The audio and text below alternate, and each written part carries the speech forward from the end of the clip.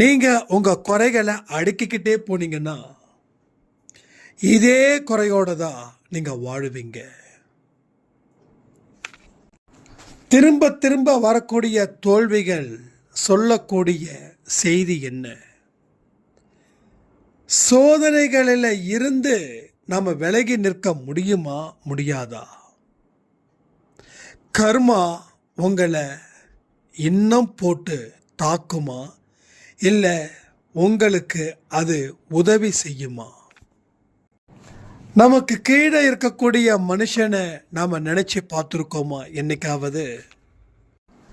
நல்லா புரிஞ்சுக்கோங்க, ராஜா போல வாழ்கிறவன் பிச்சைக்காரன் போல மாறுவான், பிச்சைக்காரன் போல இருக்கிறவன் ராஜ வாழ்க்கை வாழுவான். ஏன் தெரியுமா? இந்த ஒரு உரையாடல் அவங்களுக்குள்ள இருக்கிறதால. நீங்கள் பிறரோட பேசி உங்கள் நிம்மதியை இழக்கிறீங்க. ஆனால் உங்களோட நீங்கள் என்றாவது பேசியிருக்கீங்களா? நீங்கள் தோற்பதற்கும் அவமானப்படுவதற்கும் காரணம் இது ஒன்றே ஒன்று தான். இதை சரி பண்ணாமல் எதையுமே சரி பண்ண முடியாது. எவ்வளவுதான் பெரிய திறமை இருந்தாலும் கடவுளுடைய கண் அசைவு உங்கள் மீது இல்லை என்றால் அத்தனை திறமையும் மண்ணுக்குள்ளே போயிடும். கஷ்டம்னு நினச்சா கஷ்டம், ஆனால் அந்த கஷ்டத்தை தாண்ட முடியும்னு நினச்சா அது கஷ்டமாகவே இருக்காது.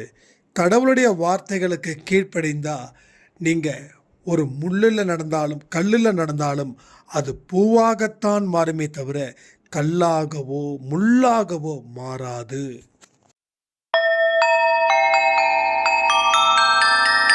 ஓம் சாயிரா சாயிரா, ஓம் சாயிரா சாயிரா, ஓம் சாயிரா சாயிரா, அன்பே சாயிரா, பேரன்பே சாயிரா, அகிலம் தளிக்க ஆத்மா விழிக்க அனுதினம் சாயிரா, எங்கள் அன்பே சாயிரா.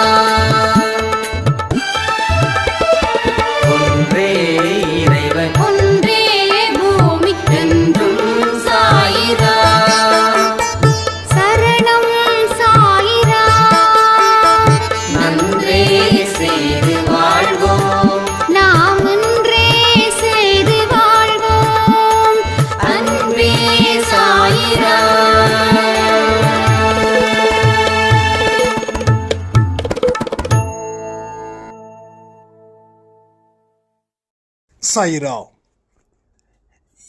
என் உயிரின் உயிரானவர்களே,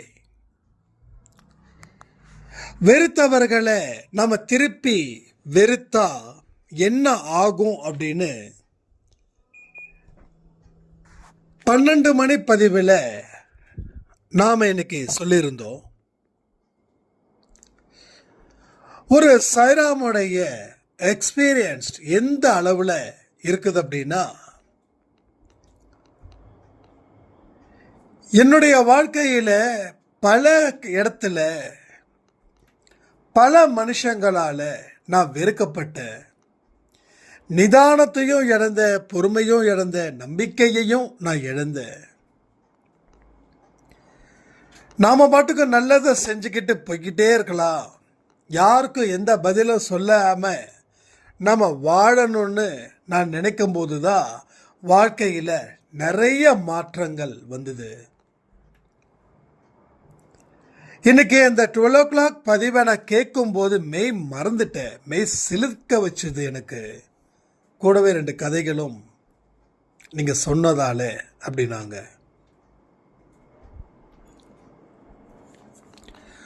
ஒவ்வொரு மனுஷனுடைய வாழ்க்கையிலையும் சாயப்பா தீபத்தை ஏற்றுவார். அதுக்கு மனுஷனுக்கு தேவையான நல்ல குணங்கள் இங்க இருந்துடுச்சு அப்படின்னா அந்த நல்ல குணத்தை வச்சு தான் அவர் தீபத்தை ஏற்றவே முடியும். ஒரு தீபம் ஏற்றணும்னா என்ன வேணும்? எண்ணெய் வேணும், திரி வேணும், விளக்கு வேணும். எண்ணெயும் திரியையும் வச்சுட்டு ஏற்ற முடியாதுல்ல. இதுக்காவது ஒரு பிடிப்பு இருந்தால் தானே அது எண்ணெய் ஊற்ற முடியும். அப்போ இந்த மூன்றும் ஒரு மனுஷனுக்கு மிக முக்கியம். என்னதுங்கிறதுனா நம்பிக்கை, பொறுமை, சகிப்புத்தன்மை.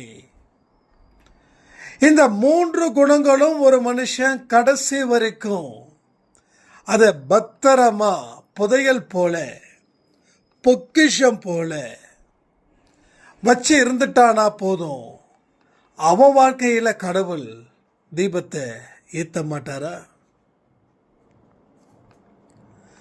ஒவ்வொரு மனுஷனும் நினைச்சு பார்க்கறான், வாழ்க்கையில இவ்வளவு கஷ்டமா, இவ்வளவு போராட்டமா. இதை நினைச்சு பார்த்து எதுவுமே செய்யாம டயர்டாகி நிக்கிறவன் உலகத்துல ஜாஸ்தி. வேலை செஞ்சா கூட இவ்வளோ டயர்டு இருக்காது, ஆனா வேலை செய்யாமலே இவ்வளவு டயர்டு. அதான் மனசுடைய மிகப்பெரிய ஒரு சக்தின்னு கூட வச்சுக்கலாம். உடம்பு வச்சு எவ்வளவு பலத்தை வேணாலும் தூக்கலாம். கொஞ்சம் டயர்ட் எடுத்தால் உடம்பு சரியாயிடும், உடம்பு ரெஃப்ரெஷ் ஆகிடும், உடம்பு ஃப்ரெஷ் ஆகிடும். பட் அட் சேம் திங் மைண்டுக்குள்ள இருக்கக்கூடிய பாரத்தை கரைக்கிறதுன்றது அவ்வளவு ஒரு எளிமையான வழி அப்படின்றது இல்லை. அதனால தான் இவன் எப்போ பார்த்தாலும் இவ்வளவு பிரச்சனை எனக்கு இருக்குதுன்னு சொல்லி அவனுடைய மைண்டு டயர்டாகுதே தவிர உடல் டயர்டாகலை. அவன் மைண்டு டயர்டாகி ஃபைனலாக மைண்டு என்ன சொல்லுதோ அதை இந்த உடல் கேட்க வேண்டிய ஒரு கட்டாயத்தில் அது அமைஞ்சிடுது. நீங்கள் நல்லா இருப்பீங்கன்னு நம்பி பாருங்களேன், அதுவே மிகப்பெரிய மந்திரம். என்னால் சுகமான ஒரு வாழ்க்கையை வாழ முடியும் அப்படின்னு நினச்சி பாருங்களேன், அதுவே மிகப்பெரிய மந்திரம். என்னால் யாருக்கும் எந்த கெடுதலும் செய்யாமல் சிறப்பான ஒரு வாழ்க்கையை, நல்ல தொடக்கத்தை என்னால் கொடுக்க முடியும்னு நினச்சி வாழ்ந்து பாருங்களேன், அதுவே மிக மிக மிகப்பெரிய ஒரு மந்திரம். ஆனால் இதை மனுஷ காது கொடுத்து கேட்கவே இல்லை.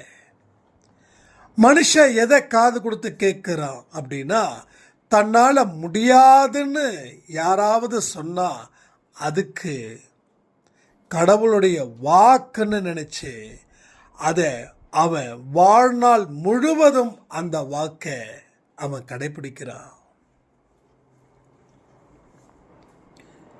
என்னைக்கு நம்ம மைண்ட் அளவில் டயர்டாக இருக்கோமோ அன்னைக்கு உருப்படியான எந்த ஒரு வேலையையும் நம்மளால செய்யவே முடியாது. மனசு சரியில்லைப்பா, ஆரத்தி எடுக்கல. மனசு சரியில்லைப்பா, சச்சரித்திரம் படிக்கல. மனசு சரியில்லை, வேலை செய்ய முடியல. மனசு சரியில்லை, சாப்பிட முடியல. மனசு சரியில்லை, தூங்க முடியல. சொல்றோமா இல்லையா? அப்போ மனசு அப்படின்ற ஒன்று சரியா இருந்தா மட்டும்தான் நீ எப்பொழுதும் சரியா இருப்ப. மனசு வீக்கா ஆயிடுச்சுன்னா நீ வீக்கா மாறிடுவ. அப்போ கடவுள் தீபத்தை ஏற்ற மாட்டாரு. ஏன்னா தீபத்துக்கு உண்டான எந்த விதத்திலையும் அதை ஏற்றுவதற்கு அங்க ஆயத்த பணிகள் எதுவுமே நடக்கல. உன்னுடைய கடுமையான மனசை நீ கொஞ்சம் லேசாக்கி அதுல நீ வாழ்ந்து பாரு. நீ மனச லேசா வச்சிருக்க நீ ஒரு பக்கம் சந்தோஷமான ஒரு தருணம் அது ஓப்பன் ஆகும். நிறைய பேர் ஃபியூச்சரை பற்றி பயந்து நடுங்கி அட் ப்ரெசண்ட்டை கோட்டை விட்டுடுவாங்க. ப்ரெசண்ட் அதாவது நிகழ்காலம், இந்த நிமிடம் உங்க மனசு என்ன சொல்லுது? முடியும்னு சொல்லுதா, முடியாதுன்னு சொல்லுதா? முடியும்னு சொன்னா எப்படி முடியும் கேட்கணும், முடியாதுன்னு சொன்னா எப்படி முடியாதுன்னு கேட்கணும். நீங்க உங்க மனசோட பேசி எத்தனை நாள் இருக்கும், எத்தனை மாசம், எத்தனை வருஷம்? நம்ம மனசோடு பேசவே இல்லை, நாம பேசுறது பிறரோடு. தனிமையில் ஒருத்தன் இருக்கிறான் அப்படின்னா அவன் மனசோடு பேசுறவனா இருப்பான். தனிமையை வெறுக்கிறவன் பிறரோட பேசி பழகி அவனால தனியா 1 மணி நேரம் கூட அவனால உட்காரவே முடியல. தனிமை என்பது வரம், அது உனக்கு சாதகமா நீ மாத்து. போன வாரம் கூட நம்ம பதிவில் சொல்லியிருந்தோம்ல, தனிமை ஒரு வரம். தனிமை சாபம் இல்லை, வரம். உன்னை சீர்படுத்த, உன்னை செதுக்க, நீ உன்னோட மனதோடு அளவில்லாத உரையாடலை நடத்த, உனக்கு தனிமை என்ற வரத்தை நீ சரியா பயன்படுத்து. நீ இந்த தனிமையை சரியா பயன்படுத்திட்டேன்னா உன்னை புகழக்கூடிய கூட்டத்துக்கு மத்தியில் நீ வாழ்வன்னு அர்த்தம். இல்லை, பேசிக்கிட்டே தான் இருப்ப. என்னுடைய புலம்பல்களை வரவங்க கிட்ட, போறவங்க கிட்ட, இருக்கிறவங்க கிட்ட, இல்லாதவங்க கிட்ட கூட நான் பேசலைன்னா என் மனசுல ஆறுதல் அடையாதுன்னு ஒரு போலியான ஆறுதலை நீங்க தேட தேட ஒரு மிகப்பெரிய துரதிர்ஷ்டம் உங்களை வந்து துரத்தும், உங்களை வந்து விழுங்கும். ஸோ கடவுள் யாருக்கு ப்ரிஃபர் கொடுக்குறாரு அப்படின்னு ஒரே ஒரு விஷயத்தை நான் சொல்கிறேன். உங்கள் மனசில் சோர்வுகள் இருக்கு, நீ சோர்ந்துடக்கூடாதுன்னு சொல்லி கடவுளுடைய விருப்பம். ஆனால் கடவுளுடைய விருப்பத்தை நீ நிறைவேற்றலைன்னா உன்னுடைய விருப்பத்தை எப்படி கடவுள் நிறைவேற்றுவார்? நான் சரியாக இருந்தால் எல்லாம் சரியாக இருக்கும், நீ சரியாக இருந்தால் தான் நான் சரியாக இருப்பேன்னா எந்த காலத்திலையும் நீ சரியாயிட முடியாது. அவனை மாற சொல், நான் மாறுறேன். அவன் மாறாம நான் மாற மாட்டேன் அப்படின்னா அவனும் மாற மாட்டான், நாமளும் மாற மாட்டோம். ஸோ மாறாத ஒரு வாழ்க்கையை நீங்கள் வாழ ஆரம்பிச்சிட்டு இருக்கீங்க. அது உங்களுக்கு எல்லா இடத்துலையும் துன்பங்களை விதையா விதைக்கும். அந்த விதை நெருக்கமாக இருக்கும். ஒரு துன்பத்திலையும் உங்களால் மூச்சு கூட விட முடியாத அளவுக்கு பெருமூச்சு விடுற அளவில் அது இருக்கும்.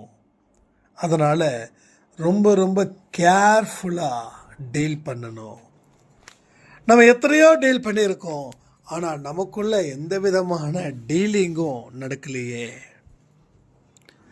ஸோ அந்த டீலிங் உங்கள் மனதோட நீங்கள் பேசணும். என்ன காம்ப்ரமைஸ் பண்ணணும், எதை காம்ப்ரமைஸ் பண்ணக்கூடாது, எந்த இடத்த நோக்கி நம்ம போகிறோம், அதில் இருக்கக்கூடிய கடினமான சூழ்நிலை, அதில் இருக்கக்கூடிய பிரச்சனைகள், அதை எல்லாவற்றையும் உன் மனதோடு நீ பேசு, பதில் கிடைக்கும். அந்த பதிலை வச்சு நீ முன்னேறு. நாம் அடிக்கடி நல்லவர்கள் அப்படின்ற ஒரு வார்த்தையை பயன்படுத்தி இந்த உலகத்தில் நம்ம வாழாம ஒதுங்கி நின்று துன்பத்தை அனுபவிச்சு கடைசி வரைக்கும் நிம்மதியான வாழ்க்கையை வாழ முடியாமலே இந்த உலகத்தை விட்டு போகிறோம். ஒரு 50 வயசை தாண்டும் போதோ 60 வயசை தாண்டும் போதோ நமக்குள்ள ஒரு கில்ட்டி ஃபீல் ஆகுங்க. நல்லா வாழ்ந்திருக்கலாமோ, ஒருவேளை இந்த முடிவை எடுத்திருக்கலாமோ, கொஞ்சம் திறமையை பயன்படுத்தி இருக்கலாமோ, கொஞ்சம் முயற்சி செஞ்சிருக்கலாமோ, உழைச்சிருக்கலாமோ அப்படின்னு நமக்கு தோணும். அப்போ எல்லாத்துக்கும் ஒரு காரணம் இருக்குது. ஒரு தோல்வி வந்தால் அதுக்கு காரணம் அவனோ இவனோ இல்லை, எவனுமே இல்லை. அதுக்கு ஒட்டுமொத்தமாக இருக்கக்கூடிய அந்த துரோகி அப்படின்றது நம்ம மனசு. ஏன் துரோகி சொல்கிறேன்னா, அவன்தான் நம்மளை எல்லா இடத்துலையும் இதை செய்யாத அதை செய்யாதுன்னா நாம் அவன் சொன்னது போல நடந்துக்கிட்டு எதையுமே செய்யாமல் விட்டோம். ஆனால் கூடவே இன்னொன்று சொன்னான், இதை மட்டும் செய் அதை மட்டும் செய்யணும். அதை செஞ்சதால் வாழ்க்கையில் மிகப்பெரிய ப்ராப்ளம் ஸ்டார்ட் ஆகிருக்கு. ஒரு கடனாக கூட இருக்கட்டுமே, அந்த மனசு தான் சொல்கிறான் கடன் வாங்கு, ஊரில் உலகத்தில் வாங்கலையா, ஏன் உன்னால் வாங்காமல் வாங்கி நீ கொடுக்க மாட்டியா, பார்த்துக்கலாம், இன்னும் நாள் இருக்குல்ல, அடுத்த மாதம் டைம் கேளு, இன்னும் 1 மாதம் இருக்குல்ல கொடுத்துடலாம் அப்படின்னு. அப்போ அந்த மனசு என்ன சொல்லியிருக்கணும், வாங்காத, இருக்கிறத வச்சு சமாளிச்சிடலாம். நம்ம ஏன் சமாளிக்க முடியாது, வாங்க வேண்டிய அவசியம் என்ன, வாங்கினா கொடுக்க முடியாமல் போயிடுச்சுன்னா பேரு கெட்டு போயிடுமே, நிம்மதி போயிடுமே. ஒரு தடவை வாங்க ஆரம்பித்தா திரும்ப திரும்ப நம்ம வாங்கிட்டா என்ன மாதிரி ப்ராப்ளம் வரும். இதையெல்லாம் அந்த மனசு அவனை சரியாக கைட் பண்ணி இருந்தால் அவன் வாழ்க்கையில் இந்நேரம் பாஸ் ஆகியிருப்பான். ஆனால் அவன் மனசு என்ன சொல்லுச்சே, வாங்குனா தப்பு இல்லை, வாழ்கிறது சந்தோஷமாக வாழணும், ஒரு நாள் வாழ்ந்தாலும் பரவாயில்ல அப்படின்னு. ஸோ நிறைய பேரை உதாரணம் சொல்ல முடியும். அன்பேசாய் ஃபேமிலியிலேயே ஒரு சாய்ராம் வந்து கணவருக்கு தெரியாமல் ஃபினான்ஸ் வாங்கி கிட்டத்தட்ட 4-5 வருஷமாக வாங்கி வாங்கி வாங்கி ஒரு ஸ்டேஜுக்கு மேலே சமாளிக்க முடியாதுன்னும் போது கணவர்கிட்ட சொன்ன உடனே கணவர் டோட்டலாக அப்செட் ஆகி கணவர் தற்கொலையே பண்ணிக்கிட்டார். இது உண்மை ஸ்டோரி. ஏன்னா அந்த அளவுக்கு அந்த அம்மா கடன் வாங்கி வச்சுருக்காங்க. இதை கேட்கும்போது எனக்கு தர்ம சங்கடமாக போயிடுச்சு. என்ன ஏதுன்னு கேட்டால் இது மாதிரி தான். ஏன்னா அவங்களும் ஒரு வியாபாரம் பண்ணுறாங்க, கணவரும் ஒரு வியாபாரம் பண்ணுறாரு. கணவர் தன்னோட மனைவி வீட்டில் சும்மா இருக்கக்கூடாதுன்னு மனைவி அறிவுறுத்தலின் பேரில் தான் அவர் தொழில் தொடங்கவே அனுமதிச்சார். பட் மனைவி சரியாக பயன்படுத்திக்காமல் கடன் மேலே கடன், வீட்டில் எல்லா பொருளையும் என்னுடைய லாபத்தில் தான் நான் வாங்கி போட்டேன் அப்படின்னு ஒரு விதமான ஒரு மாய தோற்றத்தை ஏற்படுத்தி கடைசியில் எல்லாரும் அவங்கள இறுக்கி பிடிக்கும்போது கணவர் கேட்டதோ பொட்டுன்னு தேங்காய் உடைக்கிற மாதிரி உடைச்ச உடனே அவர் தூக்கிலே மாட்டி இறந்து போயிட்டாங்க. அப்போ எவ்வளவு பெரிய ஒரு விஷயம், நமக்கு மட்டும் பாதிப்பு இல்லை, நம்ம சுற்றி இருக்கிறவங்களுக்கும் எவ்வளவு பெரிய ஒரு பாதிப்பு. நம்ம எடுக்கிற முடிவு சொல்கிறேன், எடுக்கிற முடிவு தவறாக இருந்ததுன்னு தெரிஞ்சும் நாம் அந்த முடிவை எடுக்கிறோன்னா என்ன சொல்ல முடியும்? இப்போ நமக்கு தெரியும் இந்த காசை இவ்வளவு வாங்கி கண்டிப்பாக கொடுக்க முடியாமல் தான் போகும். ஏன்னா 5 வருஷம் 6 வருஷம் எக்ஸ்பீரியன்ஸாக இருக்கிறவங்களுக்கு தெரியாதா? அப்புறம் பார்த்துக்கலாம், இங்கே வாங்கி அங்கே கொடுக்குறோம், அங்கே வாங்கி இங்கே கொடுக்குறோம். இந்த மாதிரி ரொட்டேஷன் ஒரு இடத்துல லாக் ஆச்சுன்னு வச்சுக்கோங்களேன், எழுந்திருக்க முடியவே முடியாது. என்னோட லைஃப்லேயும் அப்படி தான். இங்கே வாங்கி அங்கே கொடுப்பேன், அங்கே வாங்கி இங்கே கொடுப்பேன், ரொட்டேஷன் பண்ணுறதே வேலையாக போயிடுச்சு. அப்போ ஒரு இடத்துல ஸ்டாப் ஆகிடுச்சு, அவ்வளோதான், முடிஞ்சுது. கொடுக்கறத நிறுத்திட்டா கொடுத்தவன் நம்ம மூச்சை நிறுத்திடுவான். அந்த அளவுக்கு அவனுடைய ஒரு 6வது முகத்தை நம்ம பார்க்க முடியும். அது ரொம்ப கொடூரமானதாக இருக்கும், கொடுமையானதாக இருக்கும். பணம் வாங்கும்போது இவனா இப்படி பேசினா, பணம் இப்போ திருப்பி தரல உடனே அவன் டோட்டலாக அவனோட ஆங்கிள், அவனுடைய செட்டப்பு, அவனுடைய ஸ்டேட்டஸு எல்லாமே டோட்டலாக டிஃப்ரெண்ட்டாக போயிடும். ரொம்ப ஹார்டான வார்த்தை அவன் பயன்படுத்துவான், மோசமான வார்த்தைகளை திட்டுவான். இதை தாண்டி உயிர் வாழ்கிறது ரொம்ப கஷ்டம், ரொம்ப சிரமம். அதையும் தாண்டி தான் நம்ம வந்திருக்கோம், வாழ்ந்துக்கிட்டு இருக்கோம். அப்போ எடுத்த முடிவு ஒன்றை மட்டும் பாதிக்கலை, உன் குடும்பத்தையே பாதிக்குதுன்ற விஷயம் இந்த வயசில் தான் நமக்கு தெரியுது. அப்போது இது இப்போ தான் தெரியுதா அப்படின்னா அப்போவே தெரிஞ்சிருக்கும். நாம் நமக்குள்ள சரியான முறையில் முடிவெடுத்திருந்தா இன்றைக்கி ஒரு உயிரை காப்பாற்றிருக்கலாம் இல்லையா? கண்டிப்பாக உயிரை காப்பாற்றிருக்கலாம். இப்போ கடன்காரன் விட்டுருவானா, என்னோடய கணவர் இறந்துட்டாருங்க அப்படின்னு சொல்லி விட்டுருவானா? இன்னமும் நெருக்கடி ஜாஸ்தியாக தான் இருக்குது. அவங்களுக்கு என்ன செய்ய முடியும்? எடுத்த முடிவு சட்டுன்னு எடுத்துடுறோம், ஒரு நிமிஷமோ இல்லை ஒரு மணி நேரத்தில் இல்லை ஒரு நாள்லேயோ. ஆனால் ஏன்டா இந்த முடிவை எடுத்தோன்னா ஆயுசுக்கும் அழ வேண்டிய சிச்சுவேஷன் வந்து சேருது. இப்போ தீரும் அப்போ தீரும்னு நினைக்கிறோம், அது தீரல. ஆனால் புதுசாக தலைமையில் ஏறுதே, புதுசாக நம்மளை சித்திரவதைய கொடுக்குதே. அப்போ இனிமேலாவது நாம சுய உணர்வோட சுய அறிவோட நம்ம வாழ வேண்டாமா? வாழ்வதற்கு நாம தயாராக இருக்க வேண்டாமா?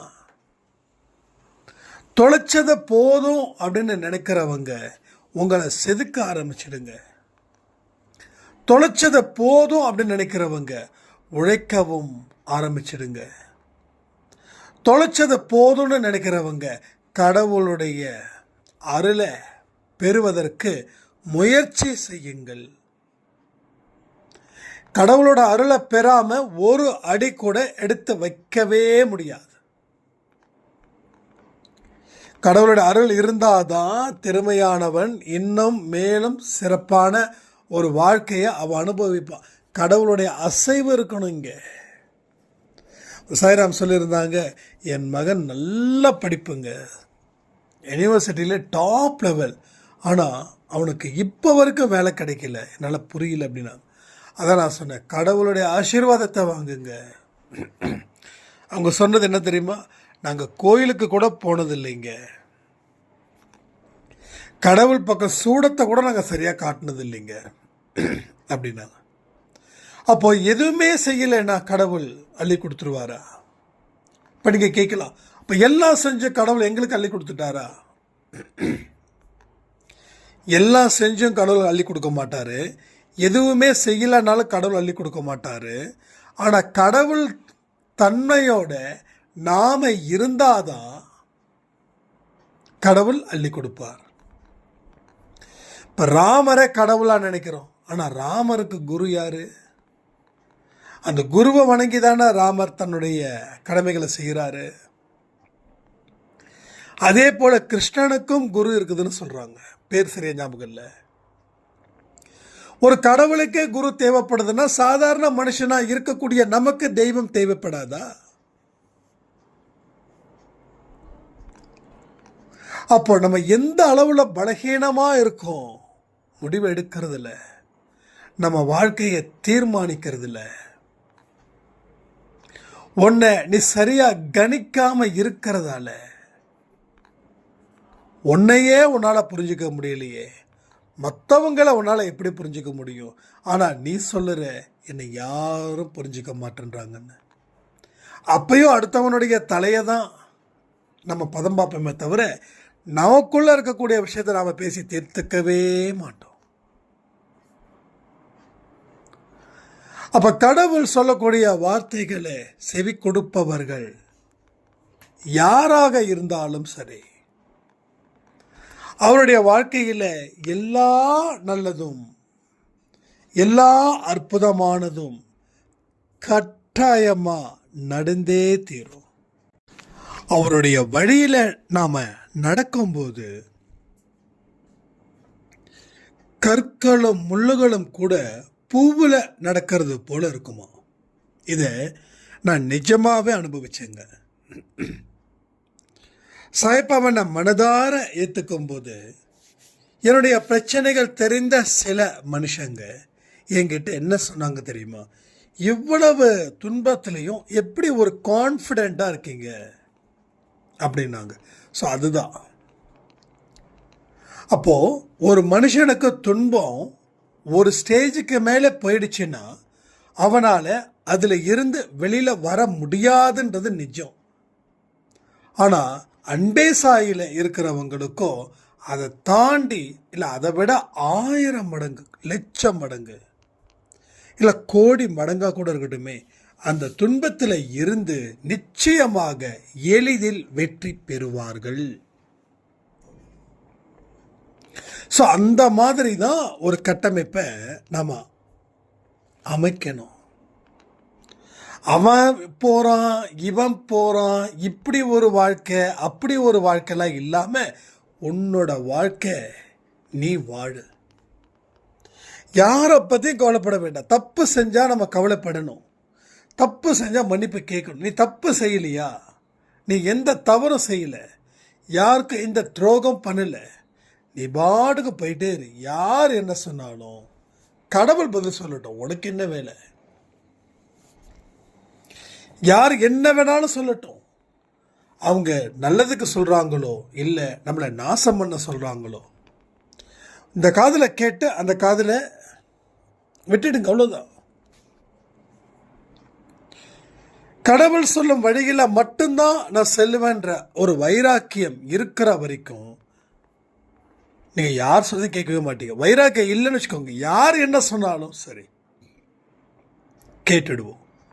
இப்போ கூட ரீசெண்டாக ஒரு சாய்ராம் வந்து ஒரே புலம்பல் மெசேஜில், நல்லா லைஃப் லீட் ஆச்சுங்க, திடீர்னு ஒருத்தர் வந்து சொன்னார், உங்கள் வாழ்க்கை ஏகப்பட்ட பிரச்சனைகள் வரும், பார்த்து இருங்கன்னு சொன்னாருங்க. அதே போல் வந்துடுச்சுங்கன்னார். அப்போது கடவுளுடைய வார்த்தையில் நீங்கள் நம்பிக்கை வைக்கல, ஆனால் பிற மனுஷங்களோட வார்த்தையில் நீங்கள் நம்பிக்கை வைக்கிறீங்க. நீங்கள் எந்த இடத்துல நம்பிக்கை வைக்கிறீங்களோ அதுதான் உங்கள் வாழ்க்கை. இந்த ரகசியத்தை நீங்கள் புரிஞ்சுக்கிட்டீங்கன்னா நீங்கள் தப்பிச்சிட்டீங்க. புரியலைன்னா திரும்ப திரும்ப திரும்ப திரும்ப முட்டு சந்துக்குள்ளே வந்து நம்ம தலை வீங்கிறது தான் மிச்சமாகும்.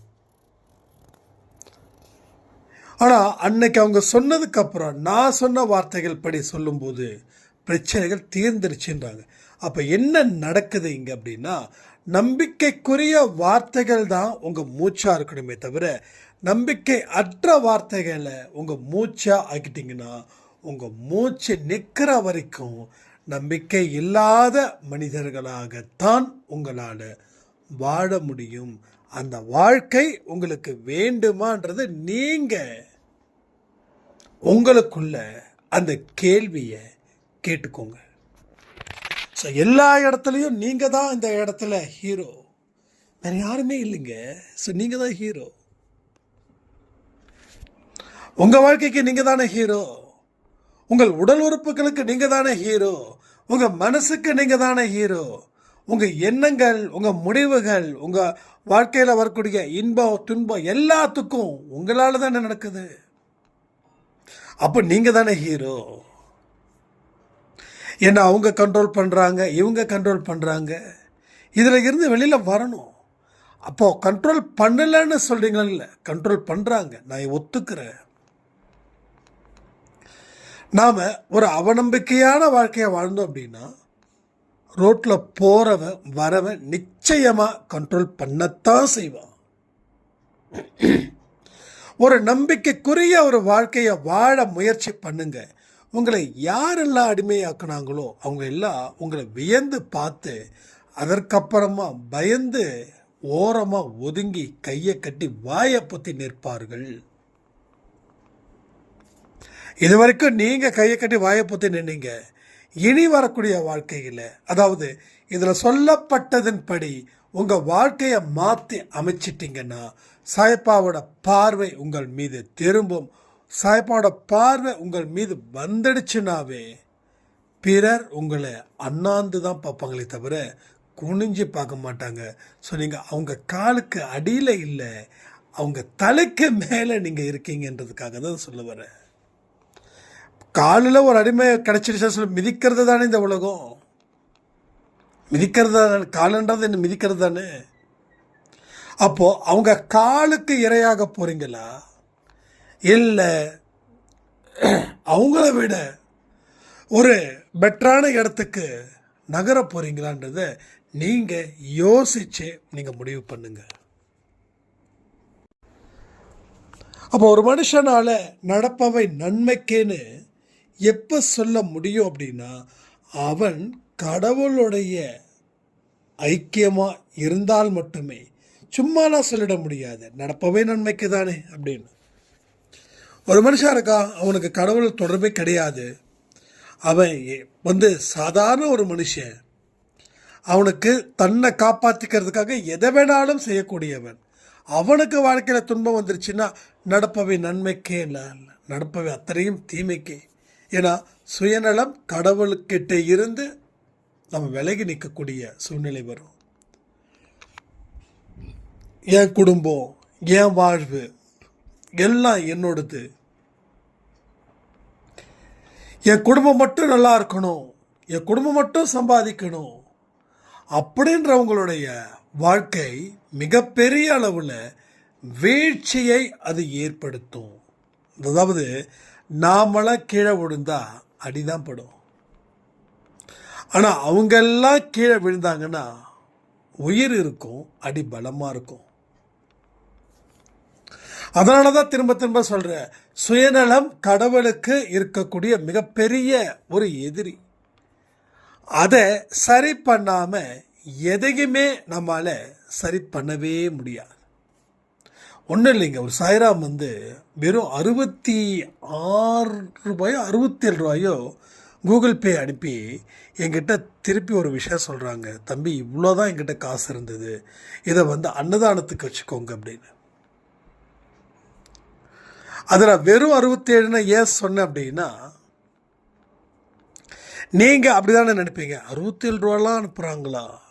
எஸ், கொடுக்கக்கூடிய மனசு கடவுள் விரும்புகிறார். அப்போ அந்த 67 ரூபா தான் வச்சுருக்காங்க அப்படின்னா அவங்கக்கிட்ட காசு இல்லைன்னு அர்த்தம். புரியுதா உங்களுக்கு? அந்த 67 ரூபாய்க்கு மேலே ஒரு ரூபா கூட இருக்காதுன்னு அர்த்தம். அதனால தான் இருக்கிற காசை அனுப்புகிறாங்க. இப்போ கடவுள் இவங்களை விரும்புவாங்களா இல்லை பிறரை விரும்புவாங்களா? நான் அதான் ஒன்று சொன்னேன், இருக்கிற காசை நீங்கள் 67 ரூபா கொடுத்துருக்கீங்க, தயவு செய்து நான் ஒன்று சொல்கிறேன், தயவுசெய்து ஏற்றுக்கோங்க அப்படின்னு சொல்லி நான் அவங்களுக்கு 500 ரூபா கொடுத்தேன். அப்போ அவங்க தான் சொல்கிறாங்க, ஹாஸ்பிட்டல் செலவுக்கு கூட என்ன பண்ணுறதுன்னு தெரியலப்பா, அதுக்கு 300-400 ரூபா ஆகும், தெய்வமாக பார்த்து சாயப்பாவே அனுப்பி வச்சிருக்காரு. எஸ்மா, சாயப்பா தான் அனுப்பி வச்சிருக்காரு அப்படின்னு.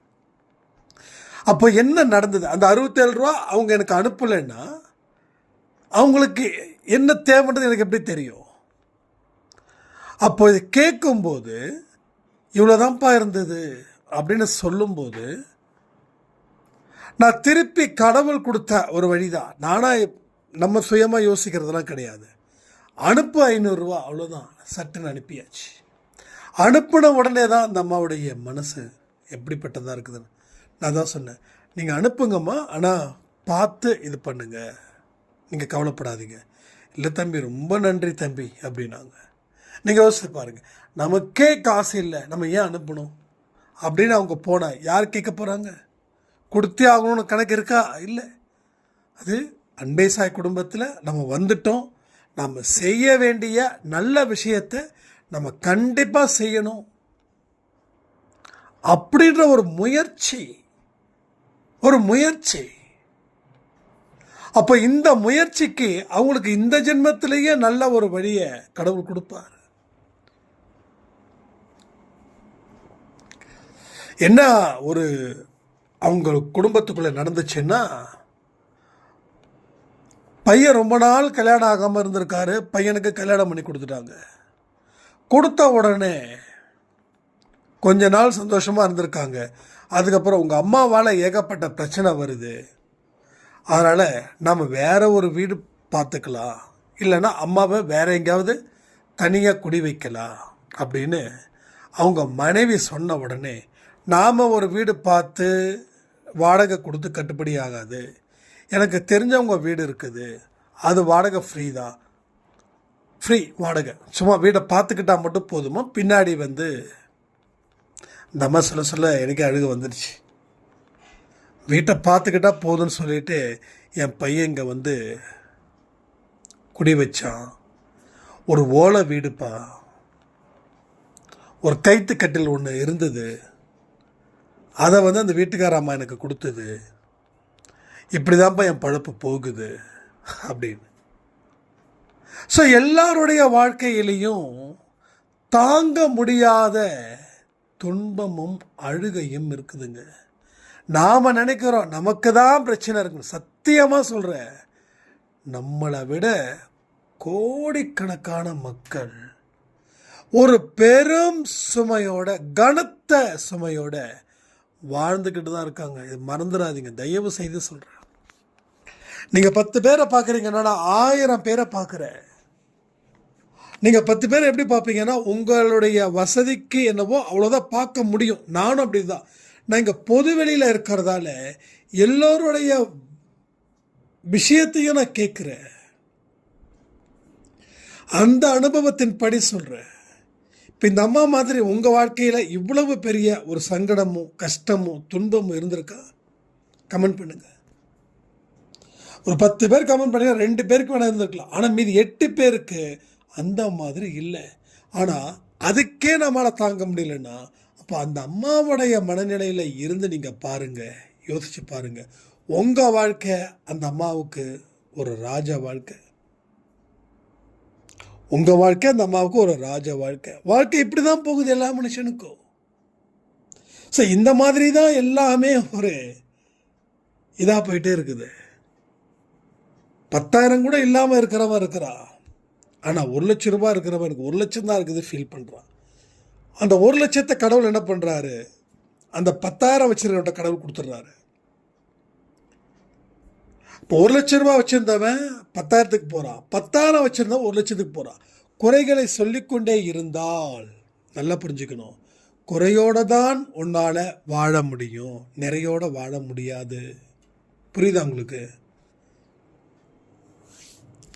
ஸோ இந்த புரிதலை மட்டும் நீங்கள் புரிஞ்சிட்டிங்கன்னா இனி வாழ்க்கையில் எந்த இடத்துலையும் சரி நீங்கள் உங்கள் குறைகளை ஒரு பெரும் குறையாக நினைக்கவே மாட்டீங்க. அவ்வளவு பெரிய ஒரு விஷயங்கள் தான் நம்ம வாழ்க்கையில் நம்மளை சுற்றி நடக்குது. ஆனால் நமக்கு தெரிஞ்சும் தெரியாமலும் போகிறோம். சில நேரத்தில் தெரியாமலே வாழ்ந்துக்கிட்டு இருக்கோம். சில நேரத்தில் முழுசாக தெரிஞ்சும் அதை கண்டுக்காமல் போகிறோம். இதுதான் இங்கே எல்லோருடைய வாழ்க்கையிலையும் நடக்குது. அப்போ தான் நான் சொன்னேன், ஒரு வயசு தாண்டினதுக்கப்புறம், ஒரு 60 தாண்டினதுக்கப்புறம் தான் யோசிக்குது, வாழ்ந்திருக்கலாமோ, கொஞ்சம் முயற்சி பண்ணியிருக்கலாமோ. அதை இப்போவே நீங்கள் ஃபுல்ஃபில் பண்ணிட்டீங்கன்னா ஃபியூச்சர் செமையாக இருக்குமே. அதனால் யோசித்து பார்த்து நீங்கள் முடிவு எடுங்க. எடுக்கக்கூடிய முடிவு கண்டிப்பாக கடவுளுக்கு பிடிச்சிருந்துச்சுன்னா கடவுள் உங்களை எக்காரணத்து கொண்டும் கைவிட மாட்டார்னு சொல்லி இந்த பதிவை நான் முடிக்கிறேன். ஜெய் சாய்ராம்.